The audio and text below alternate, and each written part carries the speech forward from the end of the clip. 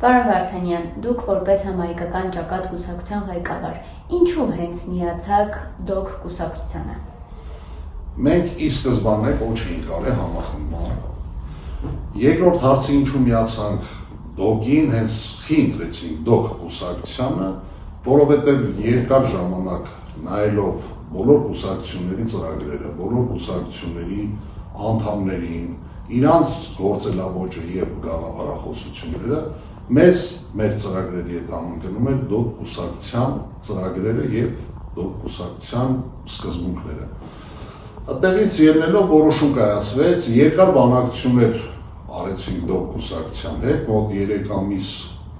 տևեց բանակցությունները, հստակեցրինք մեր ամբողջ քարտեզը ճանապարհային եւ որոշեցինք միանալ ԴՕԿ կուսակցությանը, ԴՕԿ կուսակցությունով գնալ դեպի 26 թվականի ընտրություններին ազգային ժողովի։ Ինչն է ըստ ձեզ ամենամեծ մարտահրավերը այս ընտրություններում։ Ամենամեծ մարտահրավերը այս ընտրություններում Հայաստանի Հանրապետության սուվերենությունն է, պետականության պահպանումն է եւ անկախությունն է։ Հիմնականում մեր շեշտը դրված է Հայաստանի Հանրապետությունը լինի որպես անվտանգ երկիր։ Բնականաբար, եթե մենք չունենանք Հայաստանի Հանրապետության անվտանգություն, չենք ունենա ոչ մի զարգացում, որովհետև ամեն վայրկյան գործող իշխանությունը ասում է պատերազմ է լինելու, եթե մենք չունենք սենց, դրա համար անհատի վրա պետք է չկառուցվի։ Մենք թիմային աշխատանք ենք անում, զինվորականներով, քաղաքական գործիչներով, բժիշկներով, տարբեր մասնագիտության մարդիկ կան, որոնք որ կյանքում չեն եղել քաղաքականության մեջ, բայց ունեն շատ բարձր շեշտ ունեմ այսպես, մասնագիտական հմտություններ, որոնք որ ի վիճակի կլինեն ամեն մեկի իր ոլորտում բարձր մասնագիտական ունակություններ ցույց տալով, թմերը ղեկավարելով հասնենք մենք մեր նպատակին։ Օրինակ, ինչու քաղաքացին հունիսի 7-ին պետք է ընտրի հենց ձեզ 15 համարը։ Շատ լավ հարց է, այո, ԴՕԿ կուսակցություն հանդիսանում է քվեաթ հերթիկի 15-րդ համարը։ Քաղաքացին պետք է գիտակցի, նա ուզում է ապրի դեմոկրատական օրենքով պահպանված կառուցված երկրում, թե ճակերտավոր դեմոկրատական երկրում, որտեղ որ ասում են դեմոկրատական երկիրը եւ իրանց անձնական շահերն են առաջ տանում։ Օրինակ, 21 թվականի ընտրություններում ես շատ եմ շեշտը դնում քաղաքացիական պայմանագիր կուսակցության վրա, որոնք մեծ ծրագիր, գեղեցիկ ծրագիր կազմեցին, 21 թվականին, եթե չեմ սխալվում, առաջի եռամսյակում տարբեր գործարաններ իմիտացիա արեցին, բացեցին, եթե չեմ սխալվում հեռուստացույցի գործարան, եթե չեմ սխալվում գազի բալոնների արտադրամաս, մեքենաշինական գործարան, հերթով կարան թվարկեմ էլի, նմանատիպ բաներ կարմիր լենտ կտրեցին, ծափ տվեցին, շամպանսկի խմեցին, ժողովրդին խաբելով,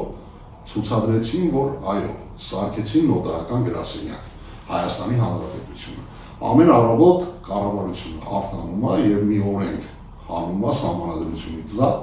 պեչատում ասում այ սա է մտնում օրենքի մեջ։ Հայաստանի Հանրապետությունը նոտարական գրասենյակ չէ։ Հայաստանի Հանրապետությունը պետություն է, դարավոր պատմություն ունի։ Այդ դրա համար ես որդորում եմ ընտրել 15 համարին։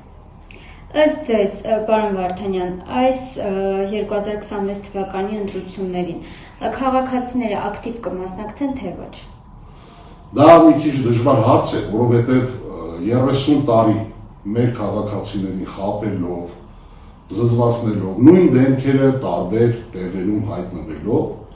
փորձել են պահեն կլանային իշխանությունը։ Ես միշտ ասել եմ, 35 տարի Հայաստանի Հանրապետությունը զավթված կլանային պետություն է։ Եվ դրա արմատային փոփոխությունները պետք է լինի այս 26 թվականի ընտրություններով։ Քանզի վեր արտադրումը մենք բացառում ենք ցանկացած դեմքի ծիլը արմատախիլ ենք անելու, եթե ժողովուրդը մեզ ընտրեց, եւ մենք ոչ մեկին չենք վերարտադրելու։ Մեր նպատակը հենց դրանումն է, որ Հայաստանում պետք է լինի արմատային փոփոխություններ։ Մենք բազում ծրագրեր ունենք, շատ բազում ամեն ոլորտին մանրակրկիտ ունեն ծրագրեր, որոնք մենք գալիս ենք կյանքի կոչելու մեր ժողովրդի հետ։ Պարոն Վարդանյան, ինչպես պետք է կանխվեն ընտրությունների ժամանակ կեղծիքները։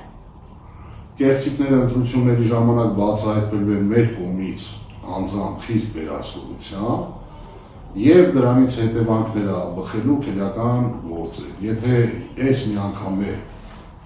մենք չկարողանանք ապացուցենք որպես ոնց որ Էջմիածինի թիմ ընտրություններին, որ կեղծիքներ էր կատարում ոչ մեկ ընթացք չտվեց, այդուհետ կլինի ուրիշ բան չեմ ասում այս պարագայում ինչ կլինի, որովհետեւ դա լինի սուրպրիզ։ Շնորհակալություն։ Ես եմ շնորհակալ։